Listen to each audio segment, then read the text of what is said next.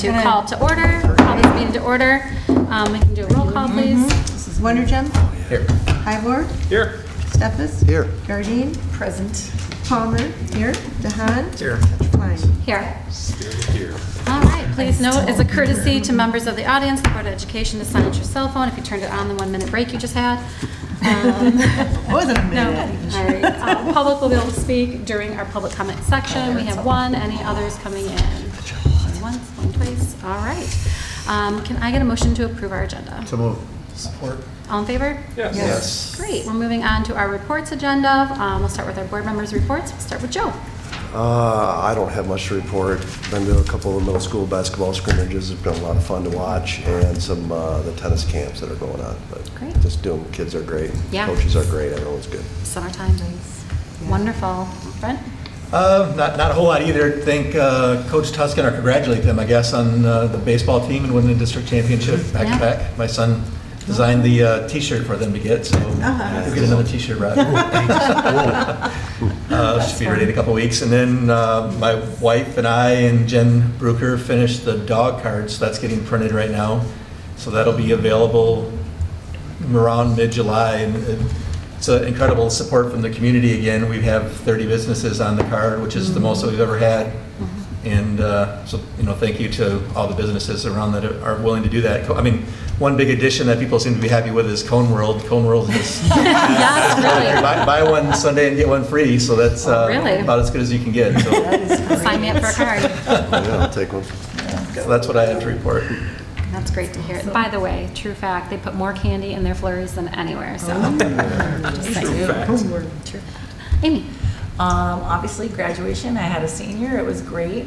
Senior all-night party was so wonderful. I love the program because it gets our kids together the night of graduation. It keeps them together, keeps them safe, and we have a blast, so it was great. Where'd they go this year? It's called what's it called? It's in Okemos, and I always forget. Holy cow. It was in Okemos on a school bus over Michigan roads, which was great. But it had everything like bowling and axe throwing and go-kart racing and a rage room, and it was so much fun. So, so that was really great. It was great to see all the kids together. I'm going to miss this class of students. I would like to say how great it's been to have Coach Miller as our new strength and conditioning coach. He's doing so much to make sure our students aren't hurting themselves. It's been interesting to watch our kids going, I'm like, I just want to touch the weights. And he's like, I just want you to learn how. And then we have Coach Atkins, who's our new cross-country coach, and he is just the nicest human on the face of the planet. He's been super, and he also took the first 2 weeks to show them how to run, and then they finally had a 5-mile run yesterday, and so that's been great. High school hockey's going strong, and that's crazy. Actually, they're on pond hockey right now, which is great and super fun to watch. And that's it. Lots of sports going on over the summer. These kids do not rest. And then at the end, there'll be marching band, and these students are hard-working, amazing, and our coaches and staff are just such a gift, such a huge gift. Awesome. Thank you. Bob? No report. Thank you. Jason? Like you said, graduation was awesome. A lot of parties and so forth going on there, so that was been fun. Obviously, JD tennis and so forth has started, so that's going already. Got the chance to see the musical Six a couple weeks ago in Detroit, which is going to be the basis of our marching band program this upcoming fall, which was really kind of really kind of neat to see. I had no idea what Six was or anything like that. Good, So, isn't it? it was fun. It was fun. So I had no idea. What's that? What is Six? Six is just a musical. It's almost like it's just a straight concert, but it features the 6 wives of Henry VIII. And tells their story, right? And what it is, and it is just a nonstop hour and a half.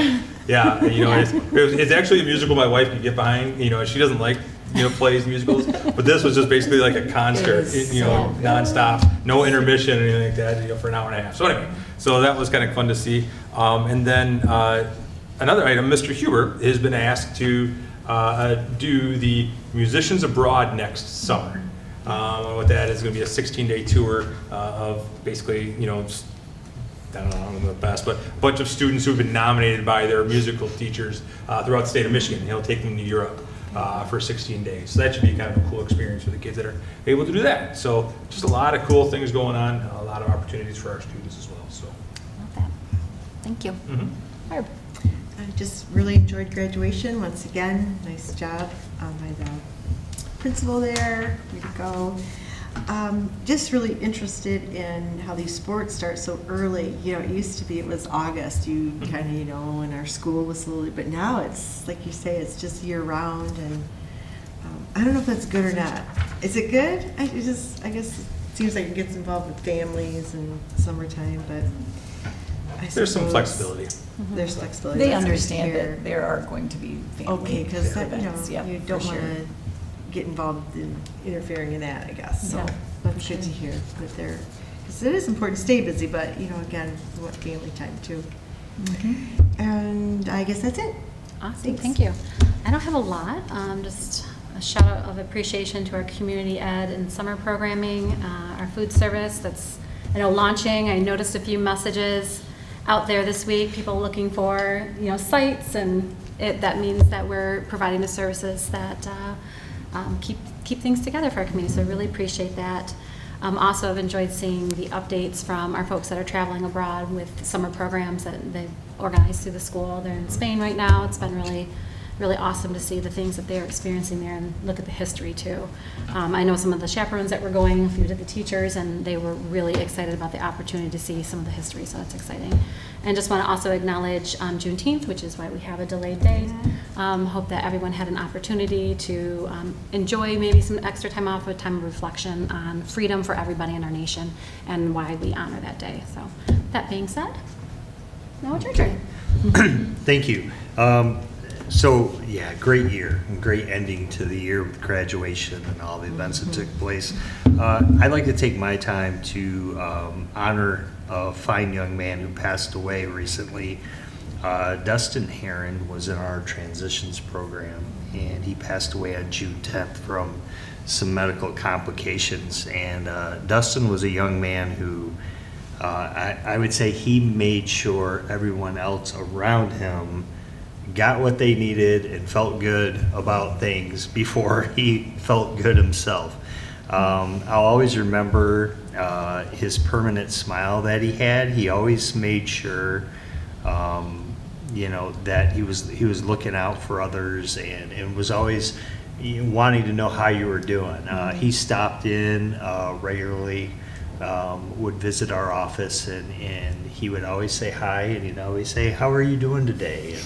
And I remember right before the end of school, I said, "You looking forward to summer?" And I was expecting a big smile and a yes, and he just looked at me, and his smile went away, and he said, "No." And I said, "Well, why not?" And he said, "Because I'm going to miss everybody at school." So he just loved school, and just wanted to honor him. He was a fine young man, and I'm not sure if he knew how much he touched our entire crew here. We were very close. We're close to all the kids at the transition program, all the young adults, but he had a significant impact, and really the reason why we're here. And so I just wanted to honor him. So wanted to honor Dustin. Thank you. Thank you. All right, we have no old business. Moving on to the consent action agenda. Can I get a motion? So moved. Support. All in favor? Yes. All right, opposed? I didn't think so. All right, moving on to regular action agenda, and excuse me while I hold this out because I didn't bring my glasses today. We are at the 5th, 6th science resource purchase. It is recommended the Board of Education approve the purchase of a package of digital licensing, student workbooks, and hands-on lab activity sets of Amplify Science for a total purchase price of $109,759.16. The Amplify package includes complete digital resource access for each teacher and an 8-year digital platform licensing for students, 1 copy of the student workbook for each student, and classroom kits for hands-on science lab activities. Total cost includes material shipping and digital account setup fees. Can I get a motion? So moved. Support. And as you know, we have a process for reviewing and figuring out what resources we're going to use, and Scott's here to talk to us about this resource. Thank you.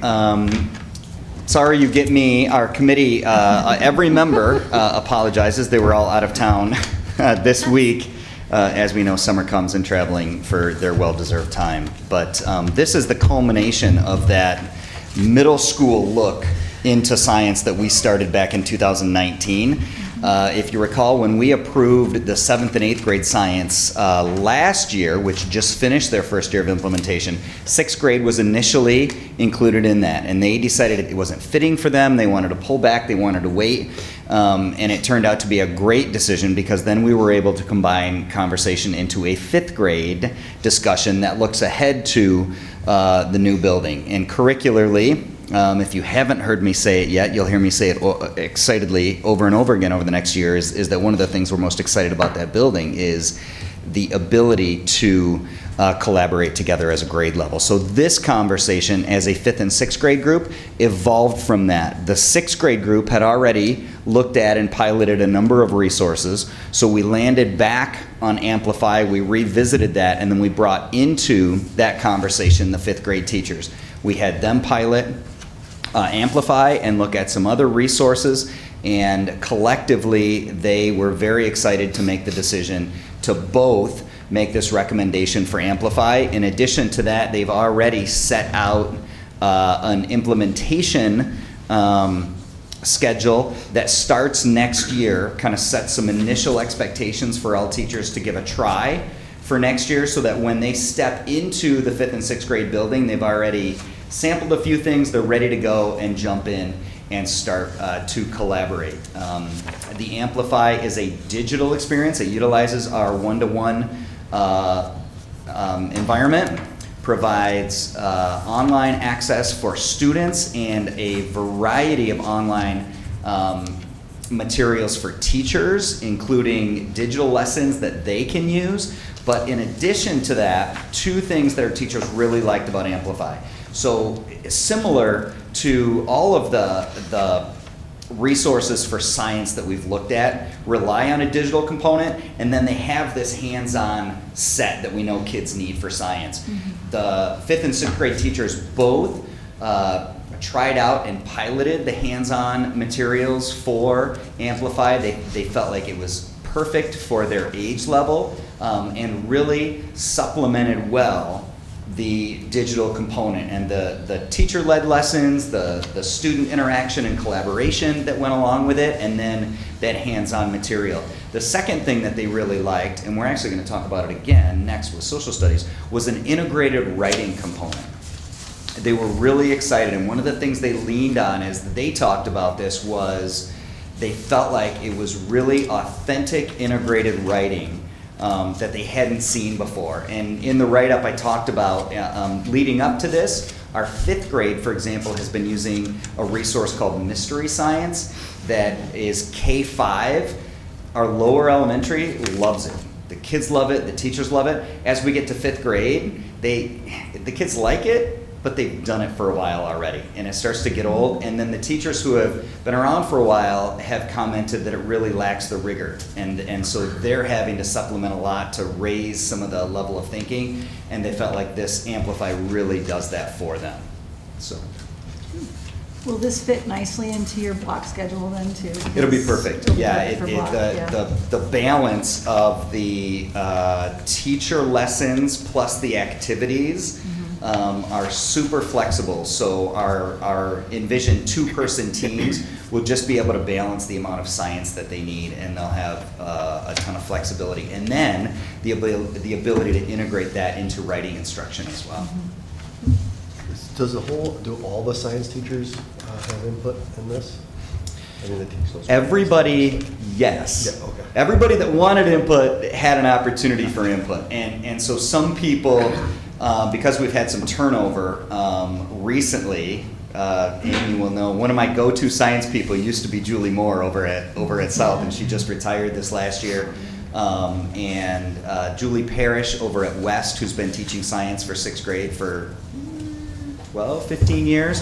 And then Kristen Turnwald at Grandville, who's been around for about the same amount of time teaching science there, really kind of led the discussion, but everybody was involved in that. I think the biggest thing that Julie promoted, and that I 110% agree with her, is this whole hands-on tactile thing, especially with the 5th, 6th building right there that is going to take place of our middle school, obviously. But there's so many biomes right there, and I know since we're plant-based in Michigan, it'd be really great to see how that block scheduling can really work towards a lot of tactile hands-on stuff, because it's just so authentic. And it's part of why Julie could keep the attention of all those students. So, I mean, she is very engaging, but all of that outdoor stuff was really cool. Yep. So, We talked just a little bit more about the block scheduling and the time set aside for science specifically. So as we build our schedule, and it's all cloudy right now, right? It's misty. We haven't put it all together, but 2-person teams will block together with what we right now believe to be one person who will teach math and science, one person who will teach the ELA, reading and writing, and the social studies. And then they will block their schedule together based on how much time they need with breaks for specials. But having that 2-person team will allow them flexibility. It's not going to be like a middle school schedule where you have 7 periods.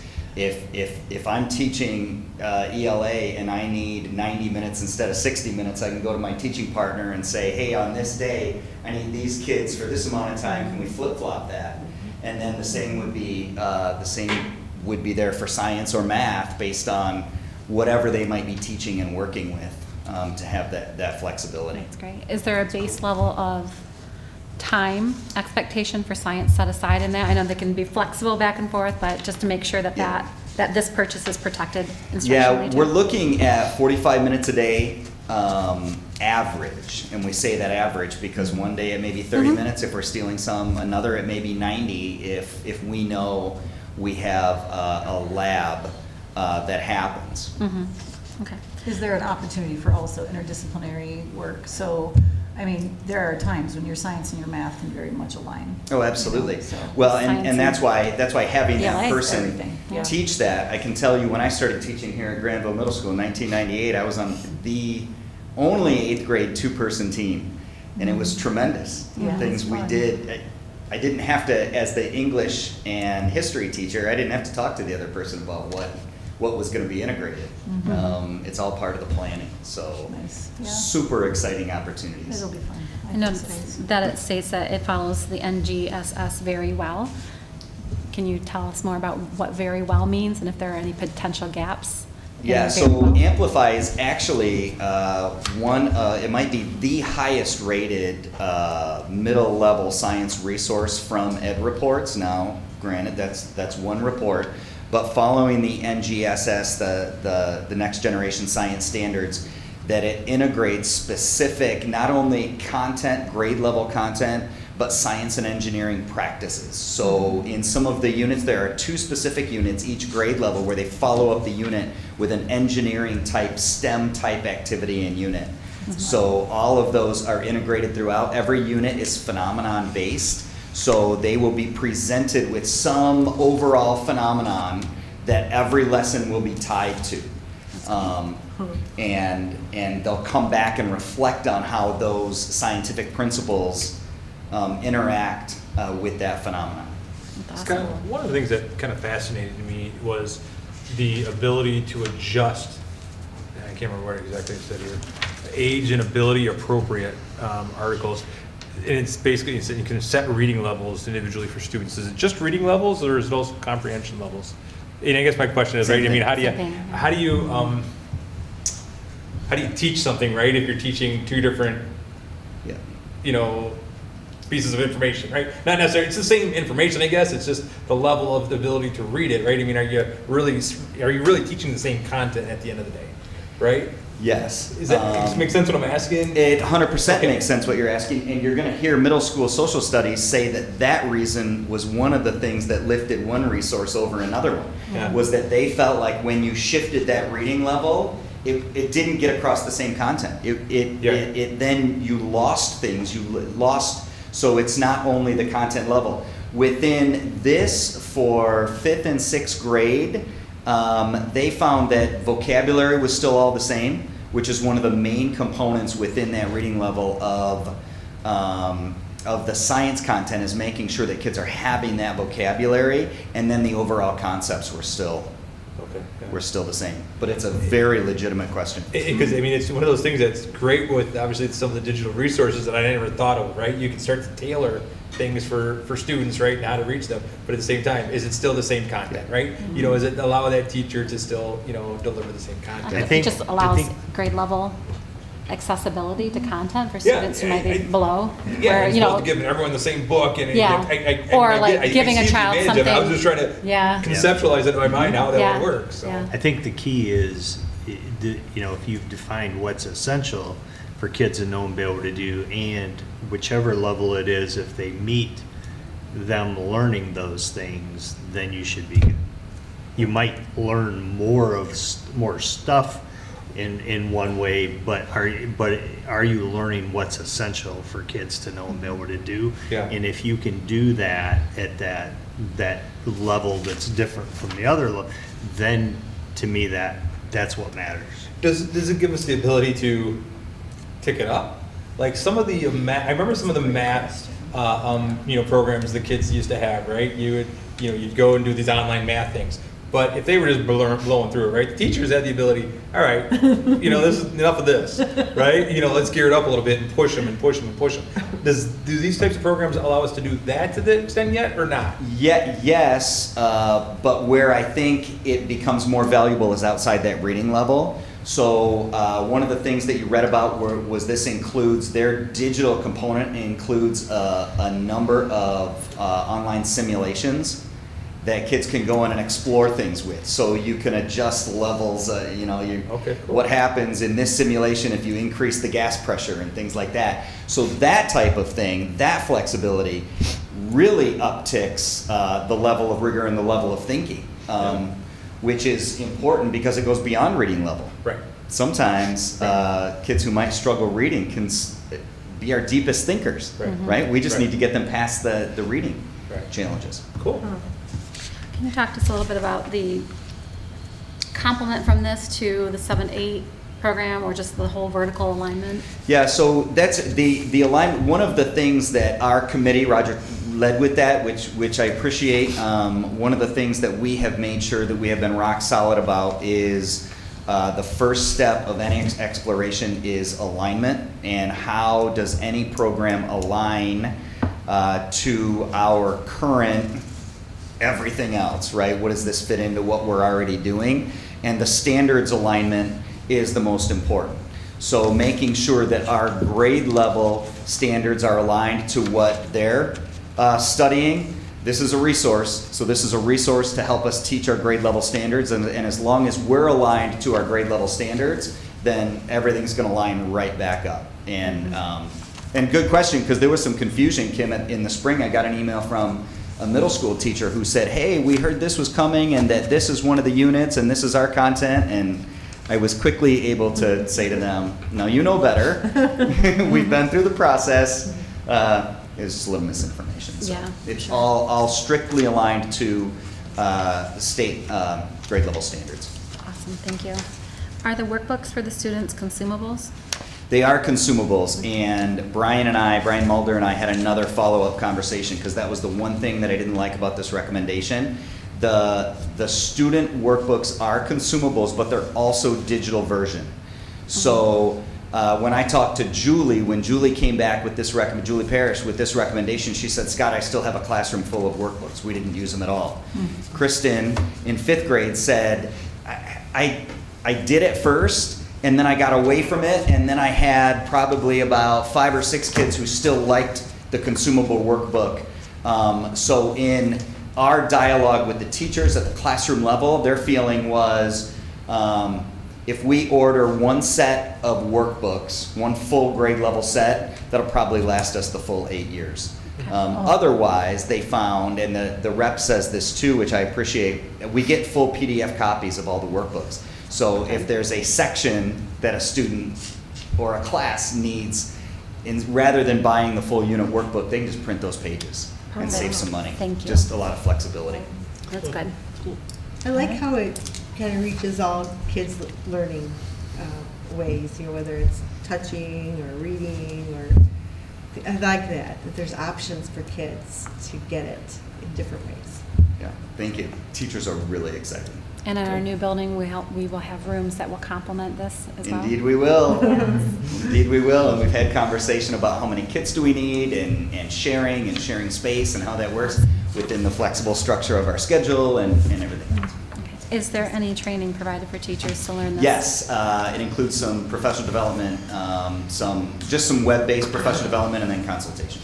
Okay, is that just like self-serve, or is there time set aside for them? Yeah, we'll schedule some initial introductions, and that's part of our integration plan as teachers go through next year, trying at least a couple of units. So it sounds like next year's the transition year, and then the year Very after much. that, implement. Gotcha. Yes. Awesome. Any others?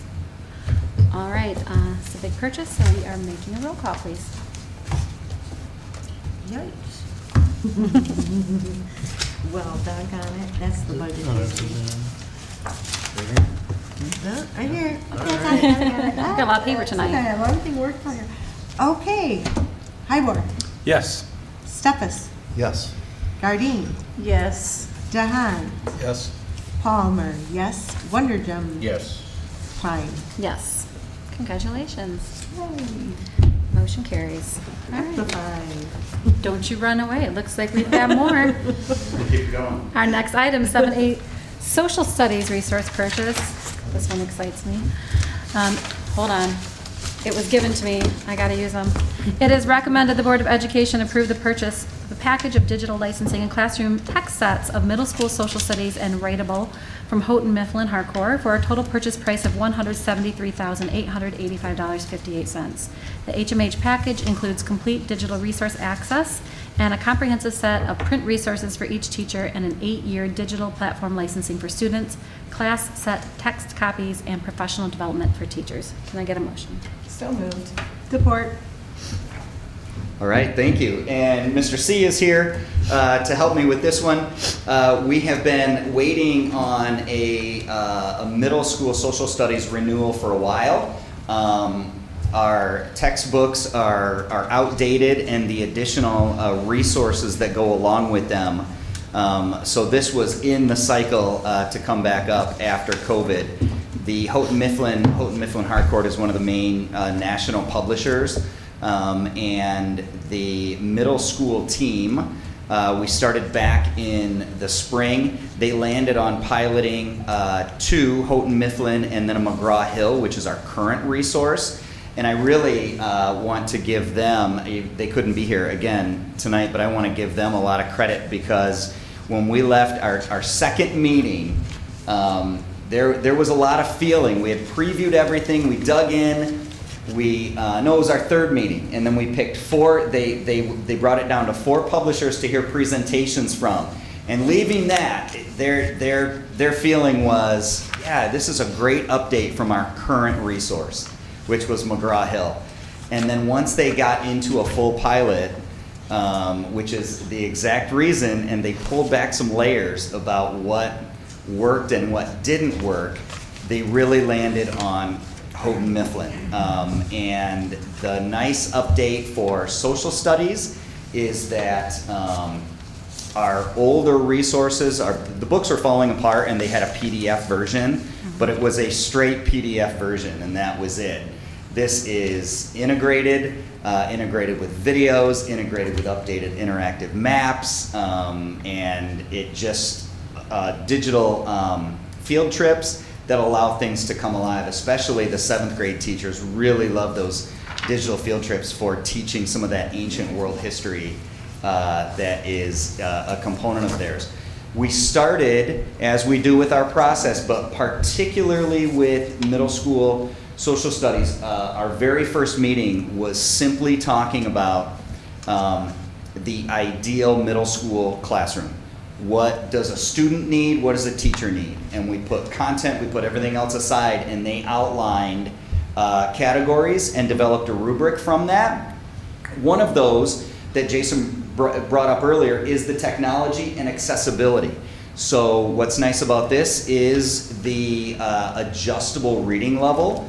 But this one specifically, one of the things that came out, and I remember from one of the 7th grade teachers told a story about one of his highest achieving students. They were piloting the McGraw-Hill text, and she was ready. They had these lessons that they did, and then they would go on and do a lesson check. And like 2 in a row, this student in tears did the full lesson, and then on the lesson check would get like 2 out of 10 correct. And was just breaking down. And so the teacher dug into it, and the adjusted levels was completely different components. And so the assessment wasn't lining up. And so it was just a good story about the importance of that trial and really trying things out. The HMH, this provides some standard assessments for them, but it also provides flexibility for them to adjust those assessments together and create things that they believe are important and value. The list price on this one is a little higher because it includes a new program called Writable. And Writable is a supported writing across the curriculum component that has integrated content-based rubrics and writing assignments that then become collaborative, where kids can work together on writing assignments, provide peer feedback, edit, and fully integrates. And we felt that for 8 years, the added cost would be worth it to help us continue to blend those pieces together. That program has been out for a while. It's just that HMH decided to partner with them. So Writable was its own product for a long time, so they partnered with them. Well, you talk about the price, and I immediately was like dividing it by 8 years, and then how many students you have for 7th and 8th, and I'm like, it's like $26 a kid, or $27 a kid.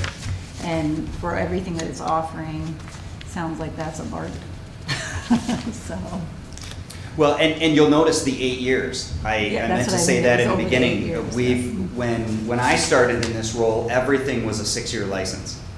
And now, when you think about it, what we used to do is we would buy a product, and again, we've had that social studies text for 15, 16 years. So we would buy it and we'd hold on to it until the bindings were falling off.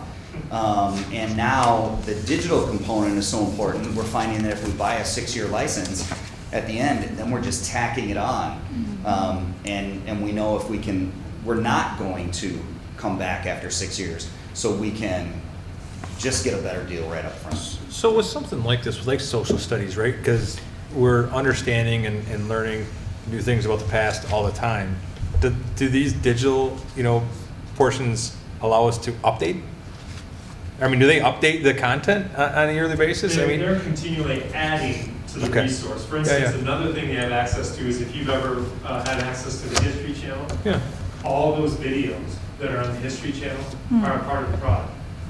That's really nice. And when the kids are studying a particular piece, it'll say you can click on, these History Channel movies are long, but it'll say go to minute 32 and through 57 or whatever, that little piece. So they're not watching the entire thing, but it'll take you to a piece of that History Channel video.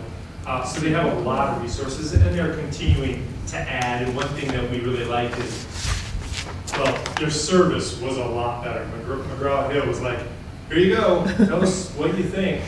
And this other vendor, they kept trying to get us to have a training with them, which is smart. They want to make sure you know everything.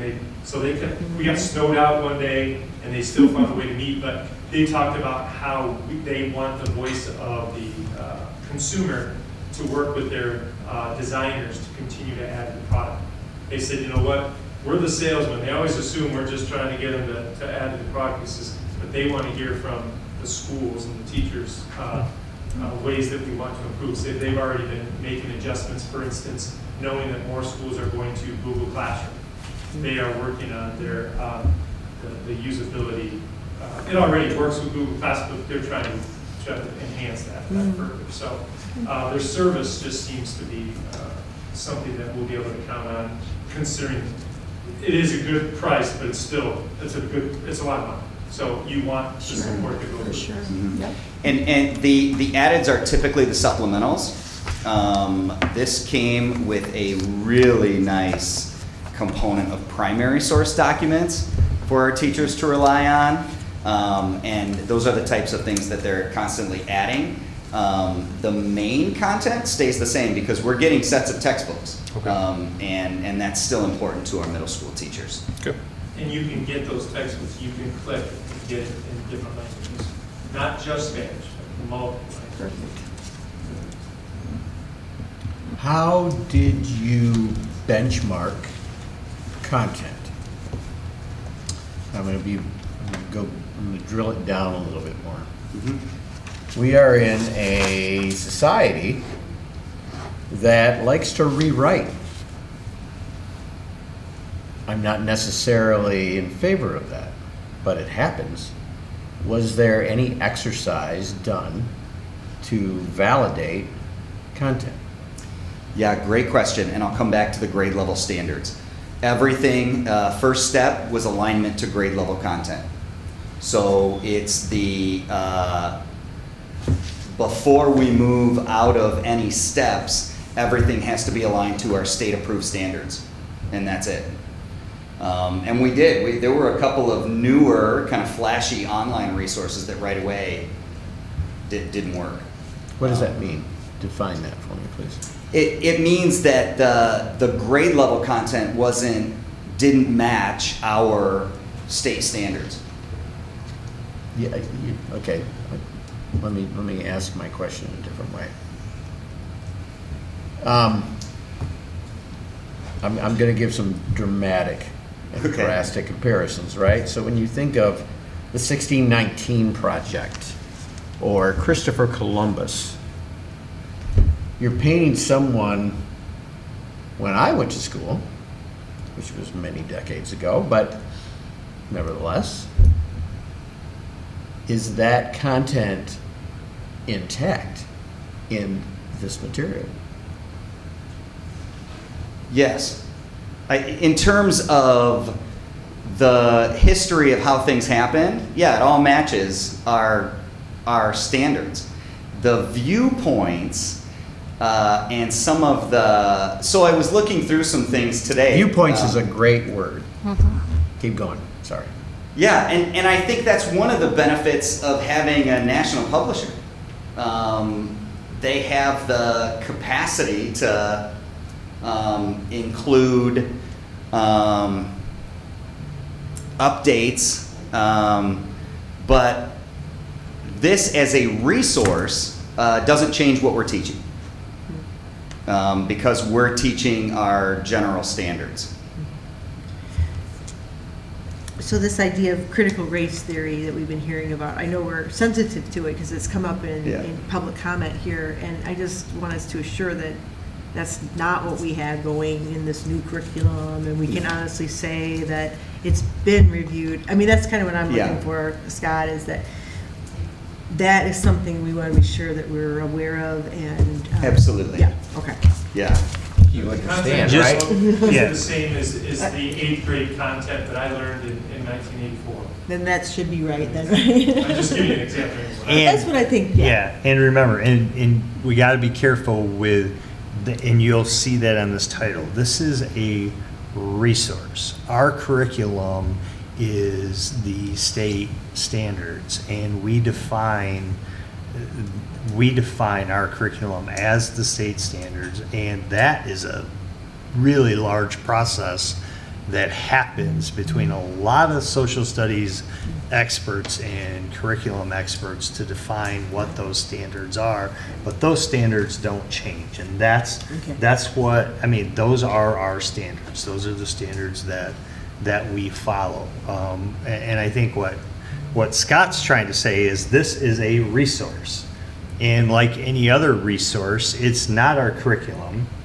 It is not, we don't go page for page and say, this is it. There are, at times, gaps, and we need to find, with our state standards, we sometimes have to pull other resources to fill those gaps. But it does not change our curriculum in any way, shape, or form. But as Ken said, this particular resource is it aligns well, and it's his 1984 solution. The state standards haven't changed. I was going to ask, that was my next question. Well, They don't change. They don't change. So here's The state kind of what- standards yeah. have been updated for social studies, but part of the updates included discourse. So getting to Yes. that, you have the resource, and part of our curriculum is to teach discourse, so that if a question comes up about differing viewpoints on things, that teacher has been trained in college to work through that in an unbiased way, to have the discussions, to hear the points, to teach students how to research, how to find information, how to make determinations for themselves, what they want to move forward with. But the factual knowledge about the content of social studies is also dictated in that curriculum. So there's like two prongs when you look through social studies, which makes it an incredibly complicated, for any publisher to match in our nation, because you go to any corner of our nation and there's going to be different viewpoints. You go within our own community, there's going to be different viewpoints. So they teach the instructors on how to handle that in the classroom in the proper way. And I mean, there's all sorts of things out there that are beyond what our textbooks have, right? Our kids can go to the internet anytime. sure. Here it is. We still have to confront those things in the classroom. I think that's very helpful, though, distinction between the curriculum and the resources that we use to bring that forward. Right. So if I'm hearing it correctly, 15 years ago, these books were very flat. These resources were very flat. And Yes. so one of the things I imagine is, I've seen a lot of different curriculums used where you can have a map and you pinpoint that map and it blows that up for your kids, and then it blows into another thing, and you can get into, like, let's say ancient civilizations with the pottery and how things were used for different tribes or whatever. So I think that one of the things that we talk about with resource is that our resources are not engaging, right? Like those old resources are just not, they're not as engaging as what you're gonna have with these new. This is very much a change from that. Yeah. Yes, Our yes. teachers have done a great job over the years of just going out and finding Pluck that from things here and Yeah. there. to build up what they're doing. But the nice thing is when you Exactly, yeah. when you commit to making a purchase like this, you're saying that, hey, they have all kinds of resources. They have done those searches and brought all kinds of pieces of information together. Yeah. And we're not going to use them all. We're going to pick and choose what works best for our kids. But those standards will always drive what we pick and choose and how we teach. For sure. But I want to go back and be a little more direct, because I didn't Please. address Because my that. questions So will keep for coming. years, we know the times we're living in and the questions that are asked and things like that. And for years, we've taught world religions, right? And we teach world religions as a basis of understanding. We're not teaching world religions as a way of indoctrination or anything else, right? It's that awareness piece. And everything within the resource is exactly the same. Even when it comes to American history, which in recent times has become a little more controversial in perception, right? And the way some things people believe them to be presented or worry that they're presented. The history content is the same. And that's what I mean by in terms of following the standards. So in these resources, we're not going to find anything that allows our teachers to fall into that, because we don't want them in that situation. That's what we talked about, right? Beginning of the year, last year, we talked about this is where we are, and presenting kids to be thinkers of themselves. So you're not going to find that in here. And frankly, neither do the publishers. No. who they have known, I work for one, like, it's not a good place for them to be. They know it. They know it. So they're. So I hope that's more direct. Yeah.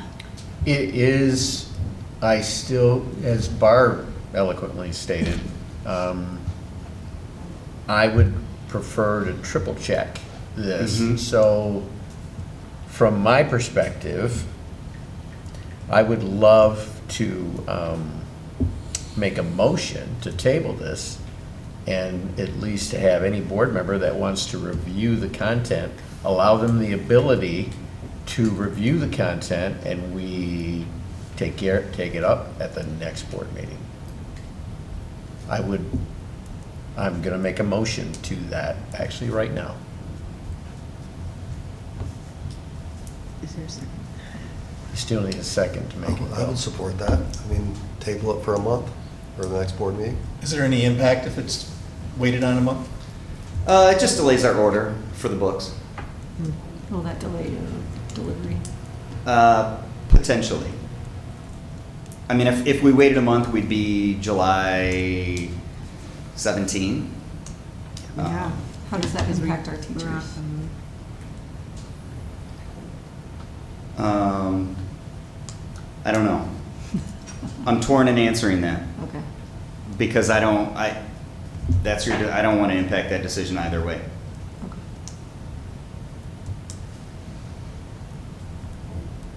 I want you to be comfortable with the decision, and I'm confident you will be. I'll set you up with full teacher access. That's not a problem at all. I'm not, well, okay, the motion's on the table, it's been seconded, but I'm not comfortable proceeding right now with a positive vote for this until I do my own verification, because of the sensitivity of this over the last 4 years. Any other comments to that point? I do, for the record, feel very comfortable because I know our administrators, our districts, and the process that we have in place for them to review, and I know that they are very aware of the climate in our culture, of what needs to be looked at and what needs to be done, and working very closely with it. Myself, on a daily basis, I understand what the publishers are doing and not doing, and they are keeping social studies at a 1,000,000-foot length right now. It is not a bridge they are willing to cross, even in this climate. So, knowing you all, and knowing that, I just have to express that before we vote. If you want to have a special meeting early July to just vote on this, that's fine. But anyway, that's, we still need to discuss or finish the discussion and vote on the motion to table. But Any other comments before we vote on the motion to table? Is it possible to have another meeting early in July? I mean, we can call one, if we have to get a quorum. Quorum. And I'm not available for the first 2 weeks of July, I can already tell you that. I guess I feel a little uncomfortable starting to wade into this realm, because if we don't trust our administrators to make these decisions and to do these things, then what do we have the administrators for? Because we can start to pick apart and review all of these items and say, oh, sorry, this isn't the right way to go back to the drawing board. But this is what we empower them to do, I guess, in my view. We empower them to make these decisions. And as a manager myself, right, if my manager starts to come in and starts to say, hey, you know what, I don't trust anything you're doing, let me review it all. I'm starting to go, you know what, I don't know if this is the place for me. And I'm going to go look for something else if they want all that responsibility. So I guess I feel very comfortable with the due diligence that our teachers and our professionals in this space have done, and they understand the climate that we're in. So I don't think they would steer us wrong. And so I guess I don't support us tabling this for another time. If they've come to us and said, hey, we've done our due diligence, we've done our job, trust me to do that, we've done our job, I think that's where I stand, is saying, hey, yep, head steers me wrong, let's, I approve. Yeah, so can you, I was just going to say, thinking of our 7th and 8th grade staff and having known them for a long time, they come from a very diverse political background. Mm-hmm. When you look at our teachers there, I know them personally. I can tell you that And every they would have weighed in heavily every on this. teacher participated in the pilot. And we have a lot of different individual opinions there. And I And this was a feel like unanimous decision. that would have been brought up. Since To this you've been point. on the board, Jay, Yeah. how many exceptions have been asked similar to this? None, and that's why I'm kind of not And- understanding why are we and- doing it now.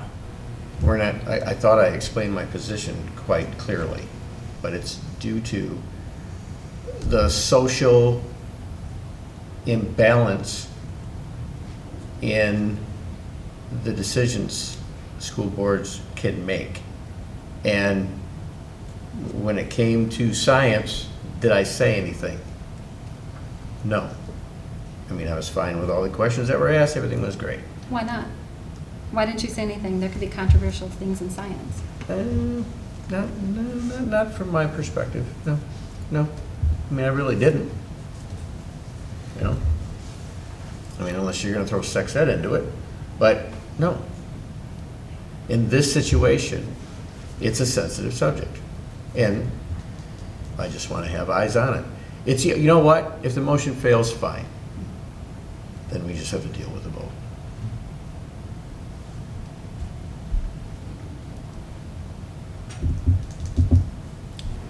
Any more comments? Questions? All right, let's take a motion, or let's take a vote on the motion to table. We'll see where that proceeds, and then we'll move from there. Roll call. Let's please. roll call this, please. Okay. Yeah. So just to be clear, Yeah. a yes vote is to table, a no vote is to Continue. To continue. continue conversation. Thank you for clarifying. Yep. Winergen, Yes. Palmer, no. Hyborg, No. Steffes, Yes. Gardine, No. DeHaan, Yes. Klein, No? Noes, have Okay. majority. Thank you. Before we take it to the next step, any further discussion on the package? I did want to say that I thought about all the eyes that have been on this. I'm aware that you're aware of those issues that we don't want to confront, we want to be clear on that. I only know it by critical race theory. There might be some other names for it. And honestly, I don't know if I saw it. So that's another reason why I voted no. But I just felt like there have been a lot of people looking at this with that lens. And that's what I'm trusting, is that has been done and that our staff and And this teachers is and also still administrators- available for all of us to Mhm. peruse. So we can still peruse this and not, yeah. So let's Okay. talk about what we just talked about, because even though it was voted down, doesn't mean it wasn't important, it's not important to people in our community. How do we make sure our staff is fully trained to confront these topics, to be unbiased, to work with varying political views that will be proposed in their classroom, and make sure that it follows our state curriculum and our district policies and standards? And how is that assessed today before this even comes into play? We have no standard. Ken? Do we have a standard to assess how social studies is taught when you're not in the classroom? So what you're asking me is, do I think teachers teach differently when I'm not in the room? Yep. I don't And believe that's true, no. I don't. I don't know what planet you're on. That, I think we don't need to be disrespectful to our administrators, and I'd appreciate. I think I would answer that question, changing Kim, in that what we're teaching isn't changing. Right. This is just a new resource Yeah. to teach the same content that we have been teaching. So the same things that navigating what's come up over the last couple of years, we'll continue to navigate at that level of success. So I've heard that some teachers, and maybe it's the resources that you talked about, Ken, but like they're individually be using them as opposed to the team. And I don't know if that's true or not, but I'm asking if that's true, where, I really like this resource as an individual teacher, so I'm bringing it in. That doesn't happen? No, I don't believe that to be true. Okay. They work in PLCs, Yeah. and they get together as departments, Okay. and they have created based on the state standards, each unit that they teach. And the What teachers- resources they're gonna and the teachers use, follow- Yeah, okay. and we have documents now that we've all created that shows exactly even the resources that they're using. Now, will that part of our document change if we were to approve this? Yes, it would, because we have some different resources. Because we've been using a McGraw resource for a long time. But it would be a different name to some of those resources. But we are still following the state standards. And that will not change. That is what we expect. And they plan them together, and their lessons, they won't be exactly the same, but they're very similar. Yep, I very would think the similar. classroom itself and the students in there, Right. you know. And I've been an evaluator for history and social studies for the 10 years I've been here. That's my department, that's what I've been evaluating. They don't know when I'm coming, so for them to all of a sudden be able to change on the fly because I walked in the room, I don't think they would do that anyway, but that would be very difficult to do. And I believe that we have a lot of savvy parents that follow what's happening in our classrooms. They Spend a lot are of checking on their visibility. kids. I think that there was something that was uncomfortable, that we'd be hearing that, if that was happening. But I feel like our teachers work really hard to be consistent and to follow the standards that have been identified by the state. So I have a hypothetical question then. Mhm. So something, big problem comes up with this resources. What's the process to delete that resource or eliminate that from this? Is there, how would we go about doing that? Well, we if that was would the case? work with Ken and his team, and like Roger said, this is just a resource. So if there is a component somewhere embedded in there, or something gets added that doesn't follow our standards or doesn't follow our teaching or what we believe, we just wouldn't use it. Okay. And like Roger said, this is not a front to back book where everybody has to teach every page, use every resource. We're pulling in those that we believe to be most valuable. And in fact, the resource is so abundant, there are things we won't use just because we won't have time. We'll choose what's most important. So I understand that you have a resource and that you follow state standards, and you'll pluck through that and match what you need from that resource to the state standards. And the standards include discussing difficult topics. And we've stated as a district that we need to have unbiased classrooms. I've heard that at the beginning of the year, and we talked about not having political items in the classroom, not bringing those personal opinions in. I've heard that multiple times. Coming back to my question before about supporting folks, I think what's different for them that I was asking about is just our community is different. Like the times are different, and there's more pressure on this topic. How are we supporting our staff to deal with students coming in that might be a little more politically charged in one way or another than they have been in the past when talking about these topics? Yeah. 'Cause I taught it for years, and kids walked in, they're like, teach me. It's not the same. I mean, even my own dinner Very table different. is not the same as it was Yep. 5 years ago. It's interesting. So I'm curious about how we can support teachers with this. Well, I think ongoing conversation. Like Ken said, our PLCs are meeting regularly with administrative support. At the high school level, we just encourage ongoing conversation with their administrator.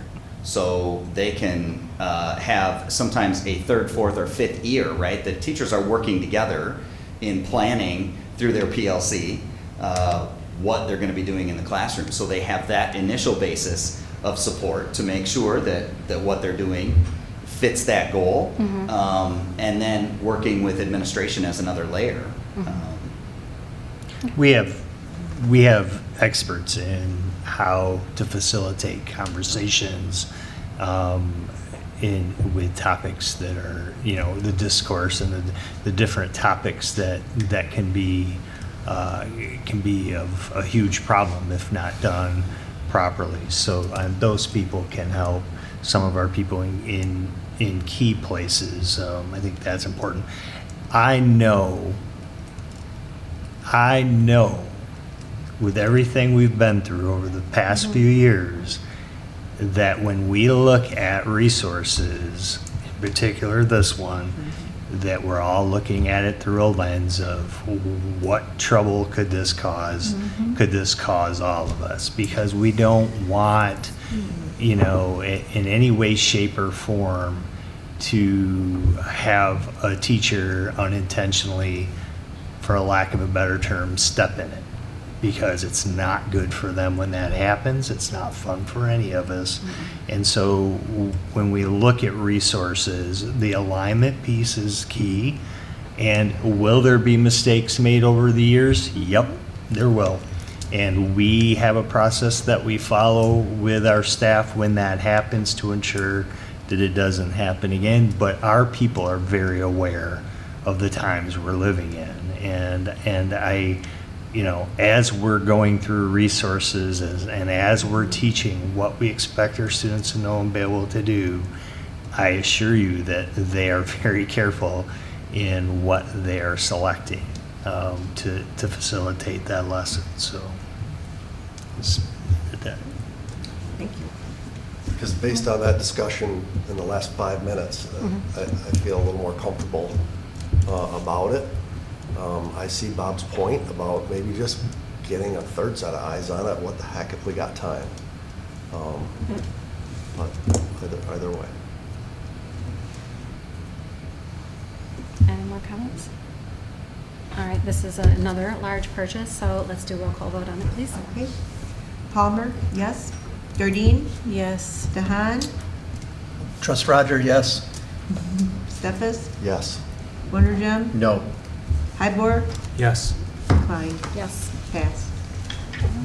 Thank you very much.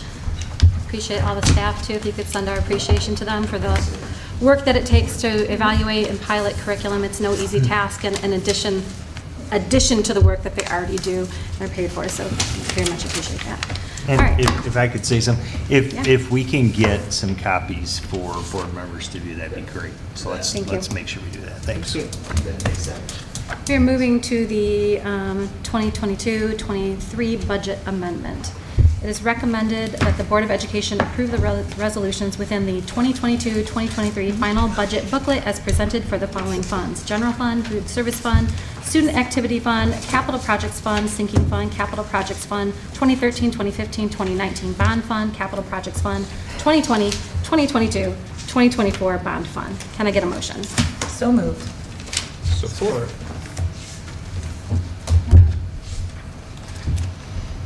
Sorry, I'm just pulling that document back up. All right. Froze up on us.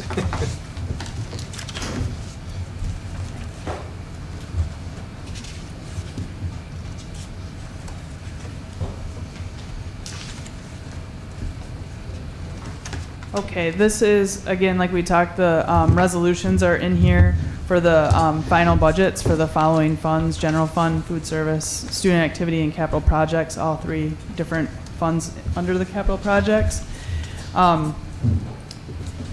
Just kind of get to that page, sorry.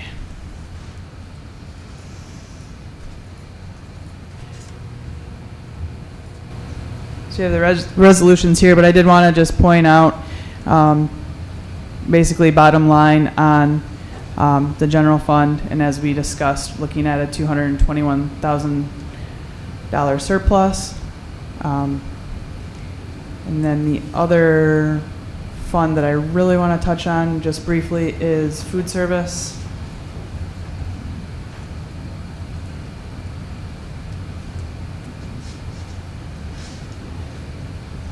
For the current year in particular.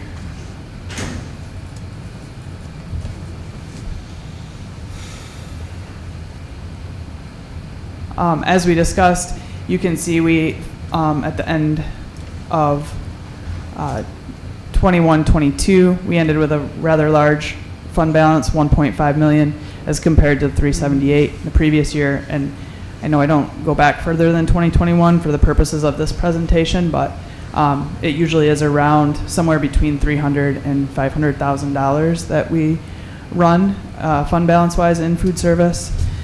Because of that federal funding, we do have a large carry forward, and I know that spend down plan of 1.1 looks very large as well. But again, we did submit that to the state for approval. We did receive approval, and in terms of ongoing costs out of that 1.1, are just our normal wage increases that align with the contract, and potentially an addition of an assistant food service director. Jeff and I have had some conversation, and he has not given me any indication of a date or anything, but we talked about just that a plan, for when he is ready and getting somebody in. He does a great job. His staff does a great job. We're probably one of the few self-operating districts around here. A lot of other districts use Chartwell's or Aramark. Really would like to keep that in-house as best we can. So, sinking fund, looking at a surplus of 1.2 million. That will help with the 4.1 million of expenditures that will be coming up with the roofs, et cetera, in the next year. And then the 2013, 15, 19 bond fund will have a deficit of $725,000. And the 22, 24 bond fund will have a deficit of 14.3 million. And those are typically how those are run, because those funds are meant to be spent. So, any questions regarding 22, 23 final budgets for those funds? Nice job on it, Heather. Thanks. That's really great. Thank you. Appreciate it. Other comments or questions? All right. All in favor? Yes. Yes. Opposed? Motion carries. Thank you. Moving on to our final one for evening. Feel like I have a page missing. Very last one. Oh, it's over here. These two are the same. No, No. they have the title wrong. Okay. It should be on the final one, 2023. Oh, that's not it. It's the title. Okay. All right. Got it. Page 76. Yeah, that's I was looking at the titles. You got it. Thank you so much. Yep. Appreciate it. Had it all lined up. Couldn't even read it. All right, here we go.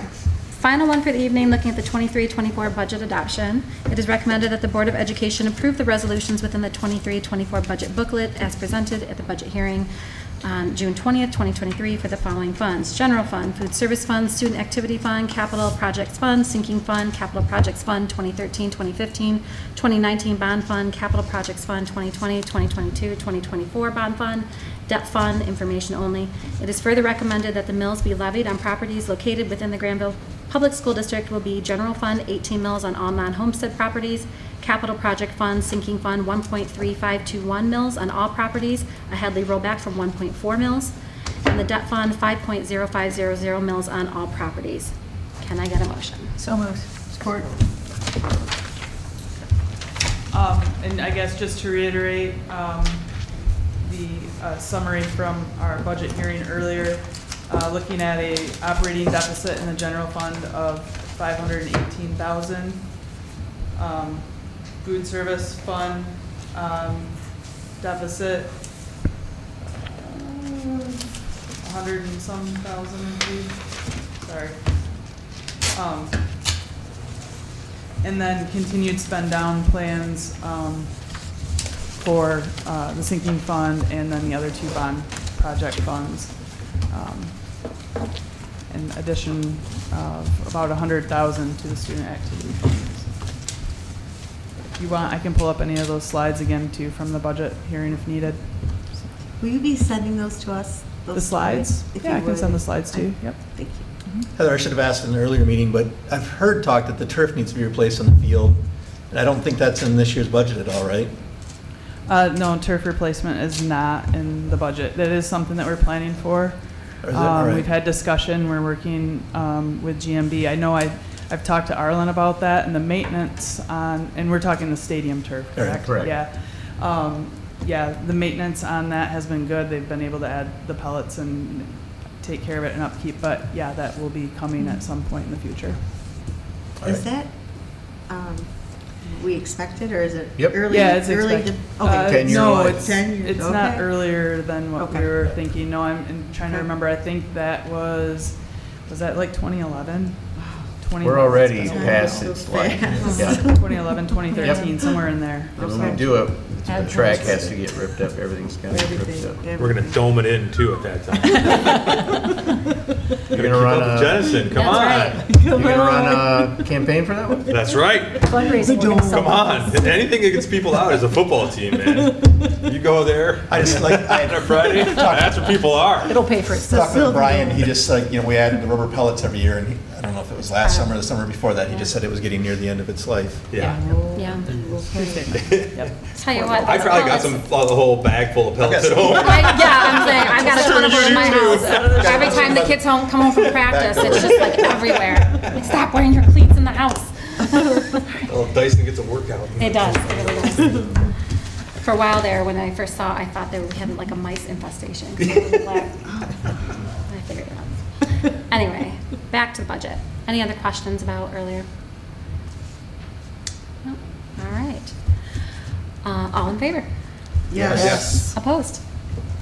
Thank you for all your hard work. Motion carries. Yes, thank you, Thanks, Heather. Heather. Thanks, Kayla. Appreciate it. Kayla. Yes, thanks, Kayla.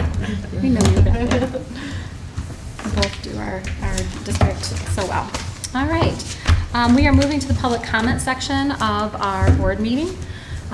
Just a reminder for those speaking that we have a 5-minute limit. Mr. Highbauer will give you a warning at 4 minutes.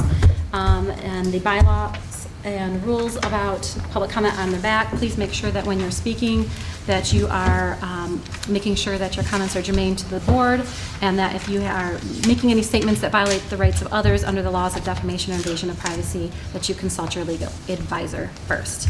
All that being said, we only have one tonight. Mr. Traxler.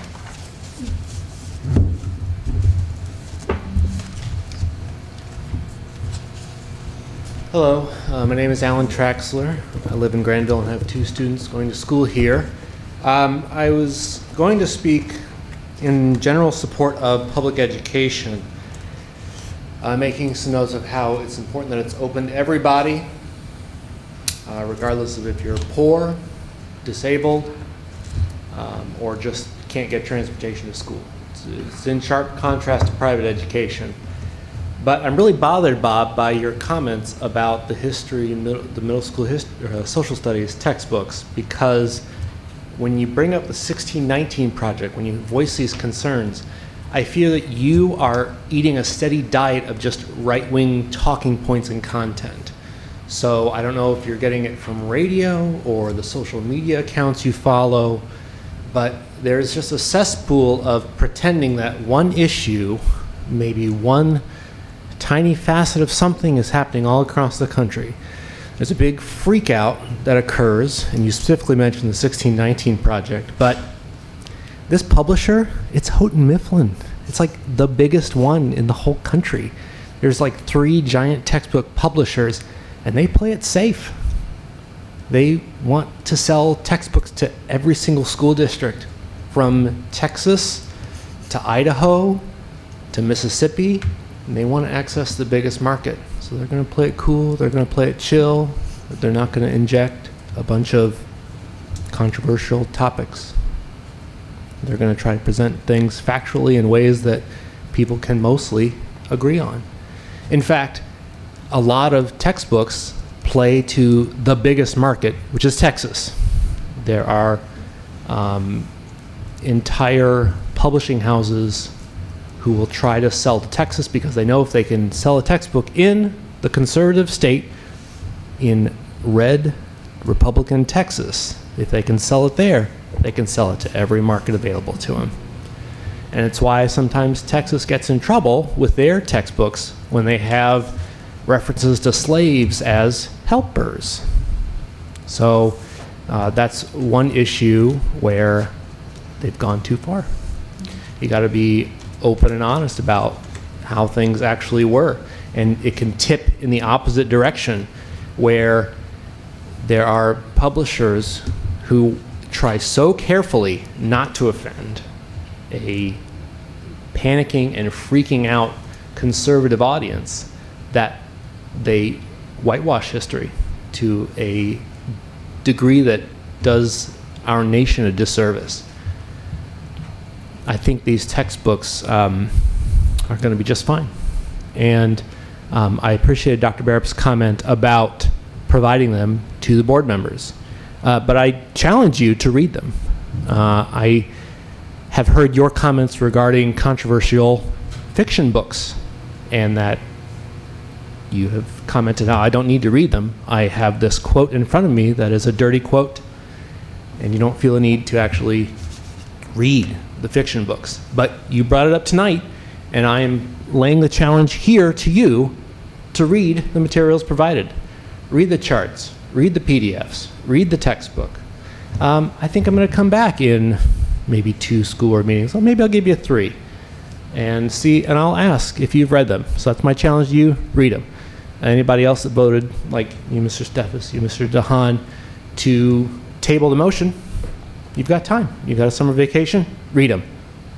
I'll be back. Thank you. Thank you. The next regular meeting will occur, I got the wrong one. The next meeting, I have this. Gotta get the date right. Can I see your top sheet? I just stuck mine in the middle of everything. Your agenda sheet, yeah. Thank you. The next board meeting of the Grandville Board of Education will meet on Monday, July 17th at 7 p.m. here at the Administration Building. This meeting is adjourned.